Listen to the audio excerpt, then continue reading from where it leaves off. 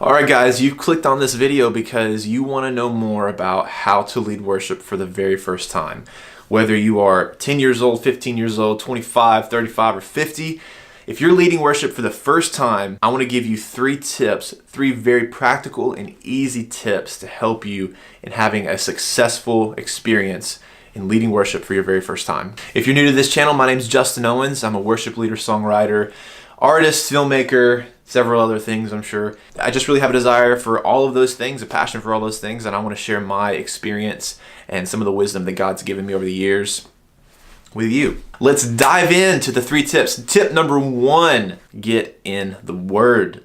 This is a super practical, easy tip, but it's definitely one that us as worship leaders, us as musicians, and just people in general, we neglect because we live in a society where it's go, go, go. It's busy, busy, busy. There's always something to do and something to take your attention away from being in the Word and being in prayer.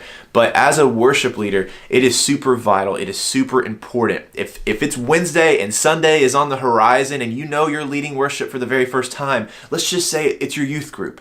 Let's say your youth pastor says, hey, Bobby, I want you to lead worship. Susie, I want you to lead worship this coming Sunday morning. I think you're ready. And by the way, this video is assuming that you can sing decently, that you know how to play guitar, or you know how to play piano, or some of that. You've already kind of taken care of all that stuff, and you're ready to take the steps to get on stage and lead worship for the first time. I'm assuming all of these things. But let's just say hypothetically, your youth pastor says, hey, I want you to lead worship Sunday morning for the youth. I think you're ready, and let's do this. Sunday's on the horizon and you've got 3 or 4 days. You need to get into the Word. You need to have that one-on-one time with God. You can't give something that you've not received. And I've been told this countless times. You got to think of yourself just as a conduit, as a funnel for where God can flow through you and minister to people, right? You got to think of yourself as a conduit, and if that conduit is blocked, and it's going to be blocked because you've not had that one-on-one time with God, you're not going to be able to properly and efficiently lead people in worship in the right way. You're just going to sing songs. You're just going to play the chords. Now, that doesn't mean that it's going to be a failed, experience. It could still go really well, and you could walk away feeling really good about it. But if you've not been in the Word, you're neglecting to share the gospel in worship. And you've got to have that connection with God on a daily, weekly basis in order to fully be able to share the gospel in worship and lead people to Him, to His throne in worship. And it's super vital to be able to go be in the presence, and people need to know when you get on that stage, that person has been in the presence of God. They've been in the Word, they've been in prayer, and I can see it. I can tell it. Tip number 1, please be in the Word. Please get in the Word. And this doesn't change over time. If you're 10 years as a worship leader, you still need to be in the Word. This is a super vital, important aspect of leading and leadership in church ministry and worship ministry. Tip number 2 is to know the song. I can't tell you how many times, even I have gotten on stage and not known the song in some form or fashion, whether it was a lyric or chord, and I just felt so embarrassed. I felt like everyone knew it. I felt like I wasn't able to fully do it the best of my ability. And it's a distraction. It really is. And having music stands on stage, that's going to take years to be able, if you don't want to have that, it's going to take years to be able to get to a place where you feel comfortable playing and singing the songs without that reference. Now, I'm not saying that you shouldn't do that. I personally don't have music stands. All we have at church are monitors to be able to read the lyrics off of, just confidence monitors. But as someone that's leading a song, I really think it's important to know the song front and back, to know the lyrics, to know the chords, to know the melody, to know everything about it so that you can fully lead people in worship. So you're not thinking, okay, the next chord is a D chord right here. The next chord is a G chord right here. Like, that's going to take you away from being able to actually lead. And your job is to lead. So yes, tip number 2, make sure you know the song. And also, kind of a sub point to that, depending upon your congregation, make sure you pick the right songs to sing. If you go to a really, conservative Southern Baptist church that only sings hymns, maybe don't play a Planet Shaker song. Like, they might not know that, and it might not go over well. Do songs that you know that people know, and even ask your pastor, ask your worship pastor, say, hey, like, what are some songs I could do that you feel like have done really well with the church? Or, hey, youth pastor person, what's a song that you feel like has done really well with the youth that they respond to? And then do those songs. Do songs that are easy for you and easy for them. Because your first time leading worship is not going to be flawless, but you want it to be easy and successful. And so, for example, maybe a song like one of my all-time most favorite worship songs is "Great Are You, Lord."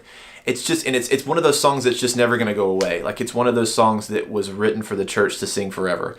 And I could worship to that song every single Sunday, maybe not every single day, but at least once a week. And lyrically, it's super strong. It's super easy to sing melodically.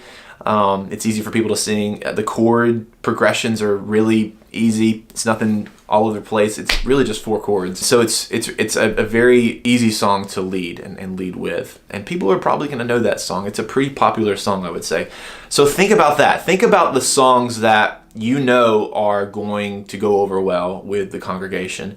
If you choose a brand new song for your first time that no one knows, it's going to feel a little weird, because like you're still kind of learning it, they're learning it. But if you just do a song that everyone knows, dude, they're going to help you. Like they're going to know, hey, Jamie or Ryan or Bethany, like this is their first time leading worship, and like they're doing this song, we love this song, and you're going to feel empowered by that.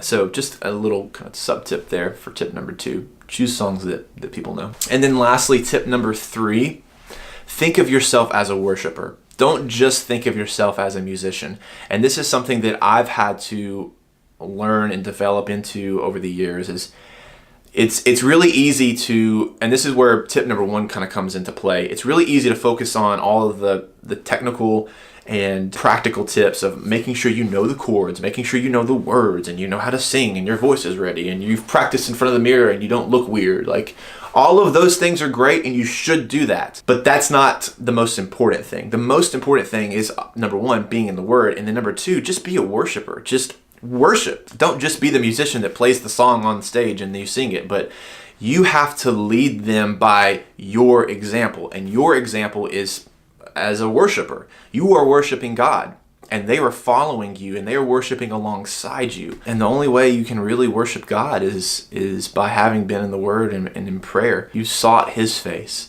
and you've been in the quiet place with Him, and you're ready to share with other people what He has spoken and said to you and what He's done through you. That's where number 1 and number 3, they really work in tandem, honestly. And if this really is your first time leading worship, if you're about to get on stage, or next week you're leading for the first time, think about those things, and make the commitment. This week I'm going to dive into the Word maybe just a little bit more, maybe for the first time in a while. And I'm going to pray, God, use me. Use me. Don't let me just be the musician. Don't let me just sing the song, but use me as a worshiper to help lead other people in worship. And God's He's going to equip you, and He's going to use you in a great and profound and significant way, in a way that you couldn't have done on your own. I really believe even in these 3 small little practical things that can help have a successful experience in leading for the first time. And honestly, this is not just for the first time. If this is your 1500th time, still do these things. These are things I still do. After 10 years of leading worship, I still try to think about these things and implement these things and do these things, because they're super important. They are super, super important for leading people in worship. Because at the end of the day, it's not about you, it's about God. And you've got to get out of the way. And the only way you can get out of the way is to make way for Him. And you can't make way for Him if you've not been with Him. I could just go on. I could go on and on. We could just keep talking for days. But I'm going to try to save some of this for other videos, because I've got a lot of other things I want to share. And I would love it if you subscribed, if you enjoyed this video, and you want to know if you want to know more about worship ministry, leading worship, music, artistry, all the stuff. If you want to know more about all that stuff, please subscribe. I would love it if you subscribed. I'm going to be sharing more in the future, but today I just wanted to share those 3 very simple tips. And I hope this helps someone out there. I really do. And also, let me know in the comments.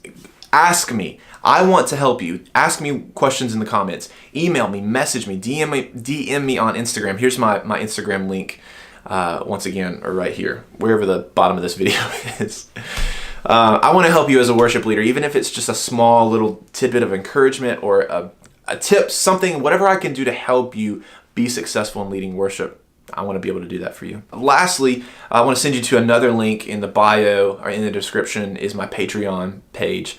I'm going to be releasing new music here very soon. I'm going to be releasing several other, tutorials and tips and things like this on my Patreon page. And I would love it if you were a part of that community. We could just go on a journey together in developing and growing and learning as worship leaders and musicians and artists. This takes it's a team effort. It really is. You can't do this on your own. But anyways, check out my Patreon below and see if there's anything on there that you'd love to be a part of. I hope you enjoyed this video. Make sure you like it. And I think that's all of the things. So yeah, we'll see you in the next video. Thanks. Peace. 3 tips for first-time worship leaders. All right. I'm gonna go now. All right, bye.